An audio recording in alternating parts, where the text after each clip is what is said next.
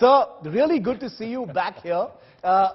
You know, one of the first things you did after that entire session was you flew to Delhi, and then, for some reason, you flew straight to Khan Market. And you were in that picture, which we've got on our screen, saying, "Does this make me part of the Khan Market gang?" What did you mean by that? That was very cheeky, very tongue-in-cheek. What did you mean by that? You appear to know who you had triggered by your comment about intellectuals.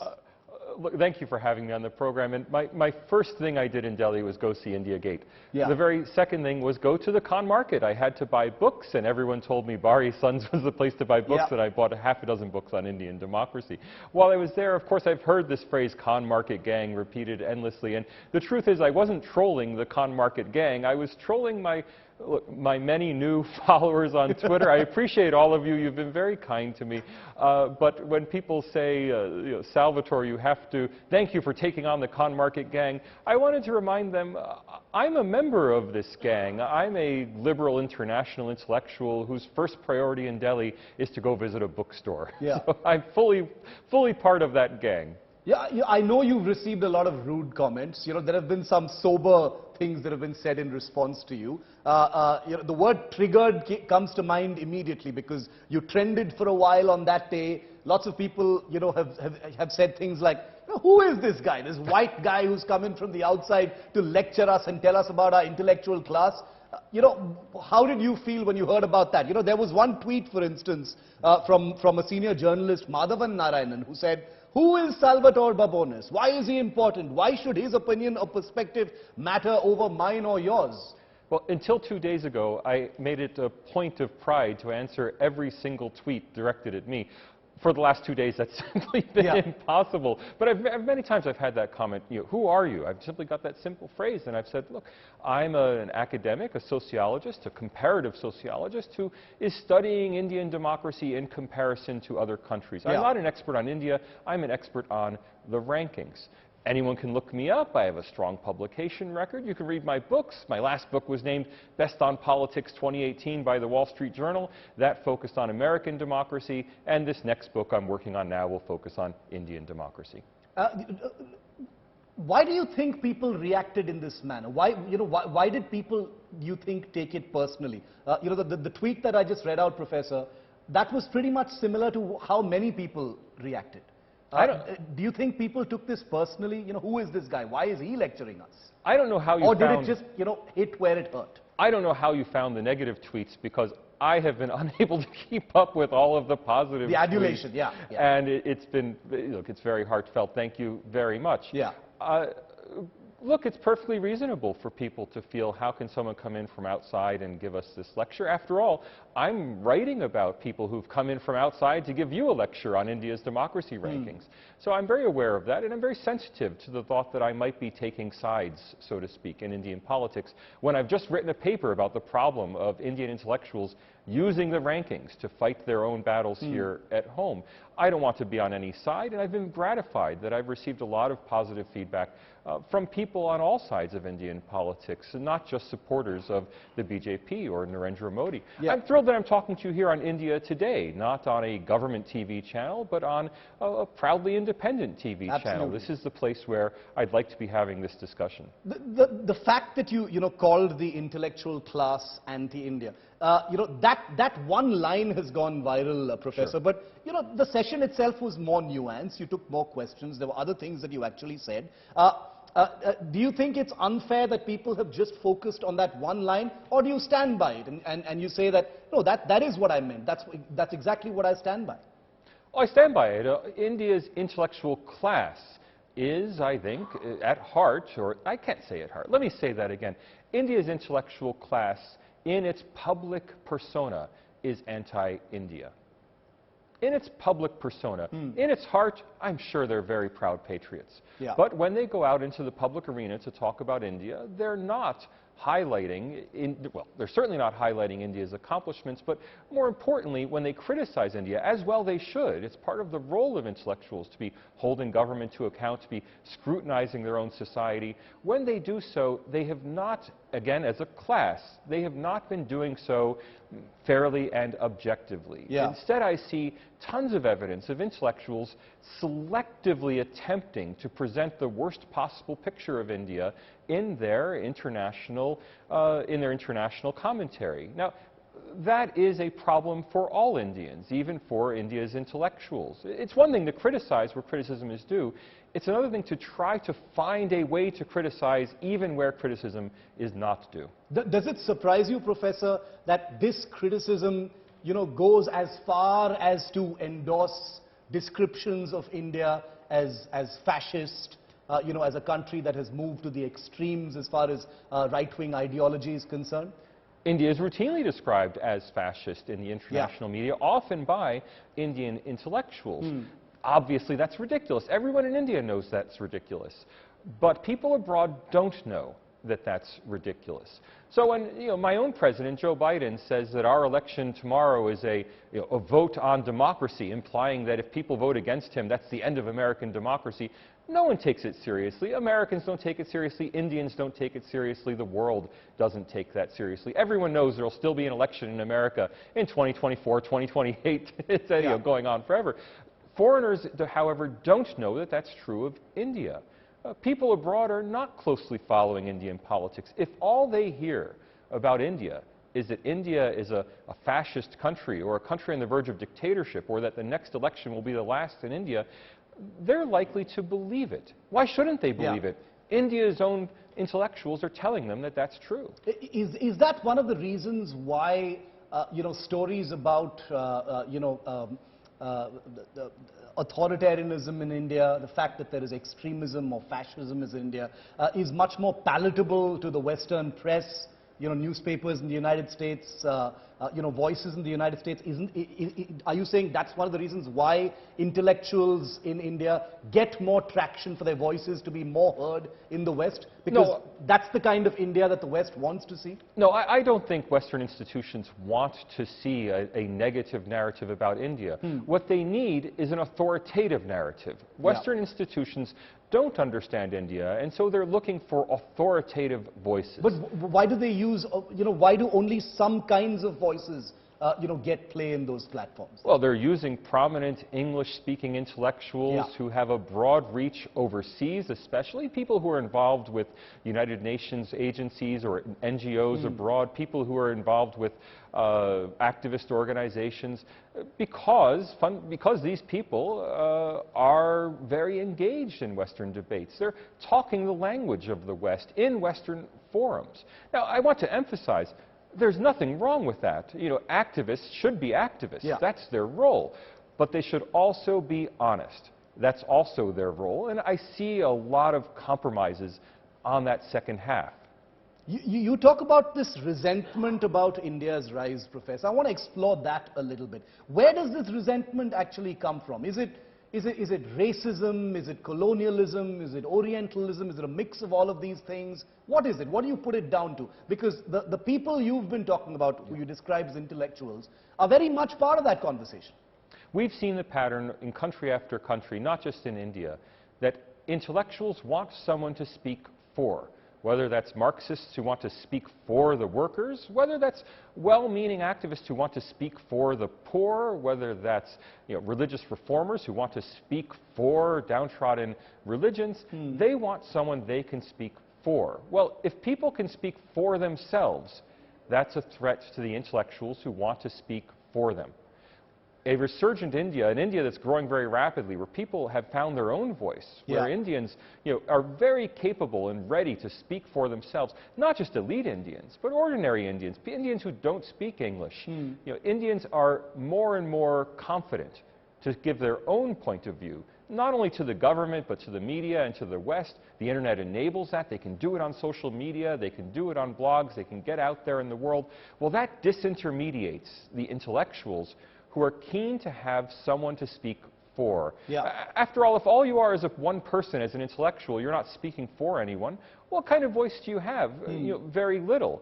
But if you claim to speak for an entire class of supposedly downtrodden people, that gives you some kind of moral authority. And that's also, I think, very self-indulgent. That is, intellectuals who, instead of wanting to pull back and let people speak for themselves, instead want to put themselves forward as the spokespeople for those downtrodden.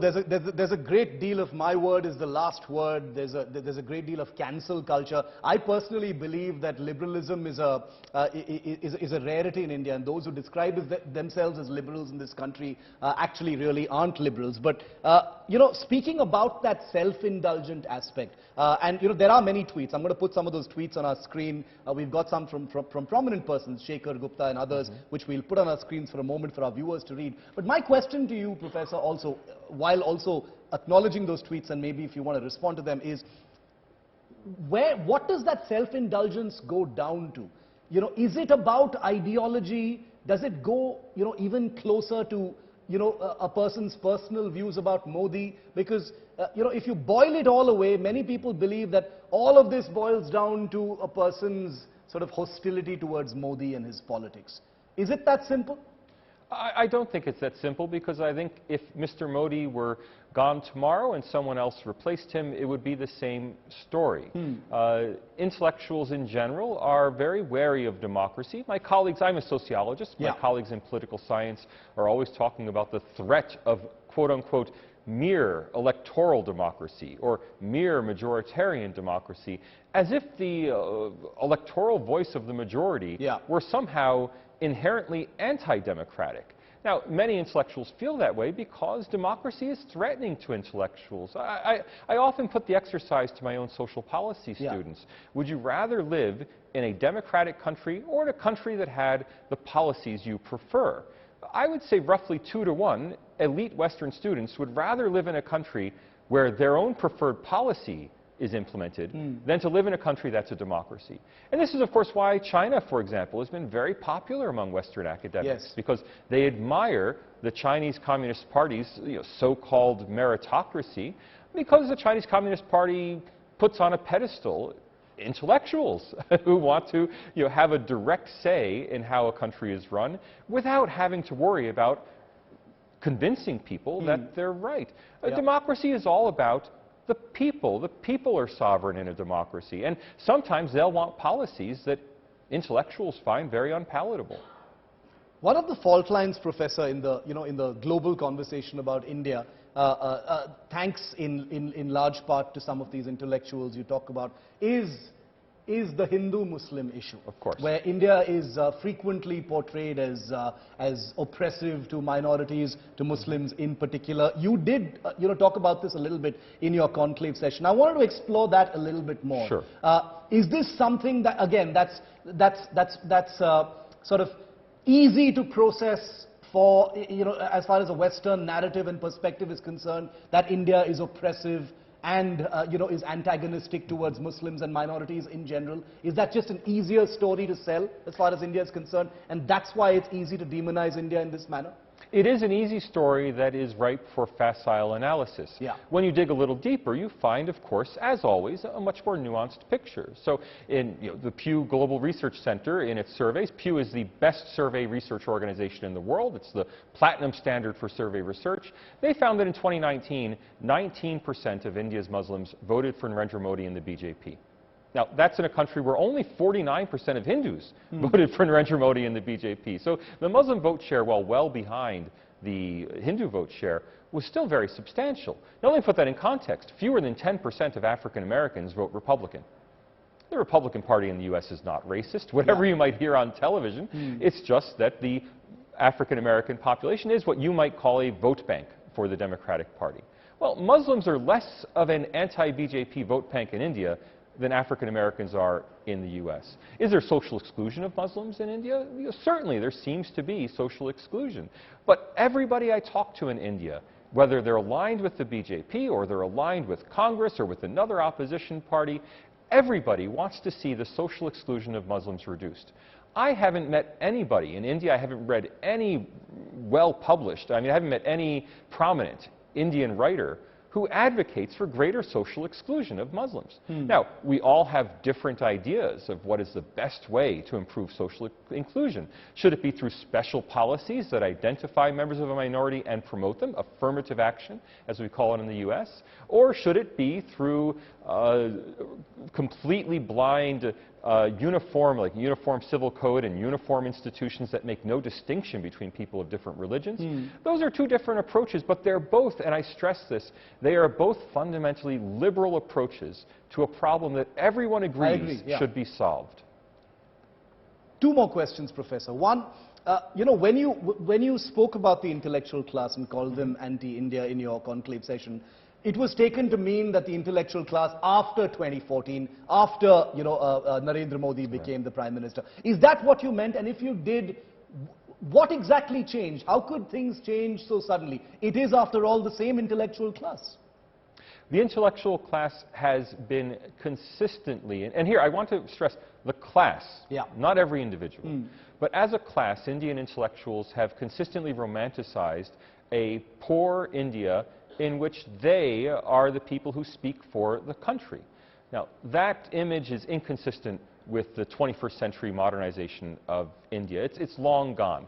It's long gone, but people still cling to it. Now, obviously, the victory of an OBC prime minister from an overtly nationalistic party who does not use English as his main language of communication, that is a very emphatic threat to the primacy of an intellectual class. But what we see in Mr. Modi, and this, again, I speak as an outsider, what I see in Mr. Modi is someone who doesn't speak Hindi, who can't listen to his speeches, who's not spellbound by his rhetoric. What I see in Mr. Modi is an organic member of what would have once been the Indian masses, who is now speaking for himself. Not speaking for the people as some kind of outside force. He is speaking as one of the people who's been successful. That's very threatening to intellectuals, and not only to Indian intellectuals, to any intellectuals. We've seen the same phenomenon in the United States. The famous Hillary Clinton basket of deplorables speech, you know, this kind of dismissing of ordinary people's ability to speak for themselves. Now, Indian intellectuals were always going to come under threat as India modernized, as India developed. The new India was always going to be a challenge to India's intellectual establishment. But, you know, the personality of Narendra Modi, or, you know, here in Uttar Pradesh, the personality of Yogi Adityanath, these are affronting to the intellectual class. They're not merely a challenge, like maybe Prime Minister Vajpayee was a challenge to the primacy of the intellectual class. This is a very in-your-face challenge, and I'm not surprised that they have, that it has brought them to a new pitch, a new fever pitch of anger about their loss of their place in society. Fever pitch about their loss of their place in society. Those are strong words, but, you know, if what you said at the conclave was anything, then we wouldn't expect anything less. Professor Salvatore Babones, it's been a pleasure. Indian intellectuals were triggered over the weekend. Now they've got a lot more to chew on. I hope they get to, and not just intellectuals, but everyone gets to look past just those little viral clips and watches the entire session, watches this entire conversation, because clearly there's much more nuance to what you've just heard. Professor, always a pleasure. Thank you so much for being with me here. Thank you. Thank you.